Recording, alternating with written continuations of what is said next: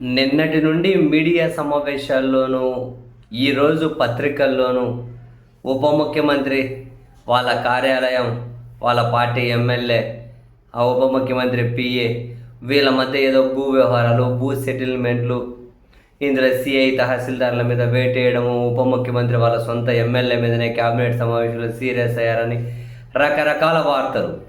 యాక్చువల్గా నిన్ననే విజయనగరం జిల్లాకు చెందిన ఒక వ్యక్తి విశాఖలో మీడియా సమావేశం పెట్టి మరీ ఉప ముఖ్యమంత్రి కార్యాలయంలో సురేష్ అనే ఒక వ్యక్తి ఉన్నారు, పిఎస్ఓ ఓఎస్డీనో తెలియదు, నా 100 కోట్ల భూమి కాజేసే ప్రయత్నం చేస్తూ ఉన్నారా అని చెప్పి అక్కడి నుంచి ఎపిసోడ్ స్టార్ట్ అయింది. డైరెక్ట్ మీడియా సమావేశం పెట్టి ఆయనే కామెంట్ చేశారు, విమర్శలు చేశారు. ఆ తర్వాత ఇది మరింత ముందుకెళ్ళి ఈరోజు సాక్షి పత్రికలో కూడా ఉప ముఖ్యమంత్రి పేషీలో ఉండే ఆయన పిఏగా రిలేటెడ్ అన్నీ ఉండే సురేష్ అనే వ్యక్తికి వాళ్ళ ఎమ్మెల్యే సుందరపు విజయ్ కుమార్ మధ్య ఏదో భూమి వ్యవహారం ఉంది, కమిషన్లలో తేడా ఉంది, ఏదో రాసుకుంటూ వచ్చారు. మొత్తం మీద అయితే చాలా వ్యవహారాలు. ఈ ఎపిసోడ్లో ఉప ముఖ్యమంత్రి వాళ్ళ ఎమ్మెల్యే మీద సీరియస్ అయ్యి తనకు సన్నిహితుడైన సురేష్ వైపే నిలబడ్డాడని, ఎమ్మెల్యేకి అనుకూలంగా సిఐ తహసీల్దార్ పనిచేశారని వాళ్ళ మీద వెయిట్ వేయించారు అని చాలా పెద్ద ఎపిసోడ్. మరి మొత్తం మీద క్లారిటీ అయితే ఇవ్వలేదు, కానీ ఉప ముఖ్యమంత్రి కార్యాలయం నుంచి ఒక ప్రకటన వచ్చింది.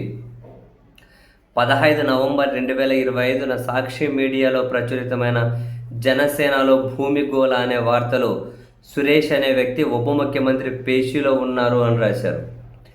ఆ పేరుతో ఎవరు ఉప ముఖ్యమంత్రి పేషీలో లేరు, సివిల్ వివాదానికి ఉప ముఖ్యమంత్రి పేషీకి లింక్ పెట్టడం దుష్ప్రచారమే, ఈ విషయాన్ని ఖండిస్తున్నాం అని చెప్పి ఏదో వివిధ సమస్యలతో అర్జీలు ఉప ముఖ్యమంత్రి కార్యాలయానికి నేరుగాను జనవాణి కార్యక్రమం ద్వారాను వస్తాయి. వాటిని సంబంధిత శాఖలకు, జిల్లా అధికారులకు పంపించి నిబంధనలకు అనుగుణంగా పరిష్కరించాలని సూచిస్తామని ఉంది. ఉప ముఖ్యమంత్రి పేచీలో లేరు అన్నారు, కానీ మరి ఉప ముఖ్యమంత్రికి సన్నిహితుడు అవునో కాదో వీళ్ళైతే చెప్పలేరు. అటువంటి వ్యక్తి ఉప ముఖ్యమంత్రి చుట్టూ ఉన్నారో లేదో చెప్పలేరు. ఉప ముఖ్యమంత్రి పేషీలో లేరు అని రాశారు. యాక్చువల్గా నేను ఒక వ్యక్తి మీడియా సమావేశం పెట్టి నా 100 కోట్ల భూమిని సురేష్ అనే వ్యక్తి ఉప ముఖ్యమంత్రి కార్యాలయంలో కీలకంగా ఉంటారు, ఆ వ్యక్తి కొట్టేసే ప్రయత్నం చేశారని మీడియా సమావేశంలోనే వ్యాఖ్యలు చేశారు.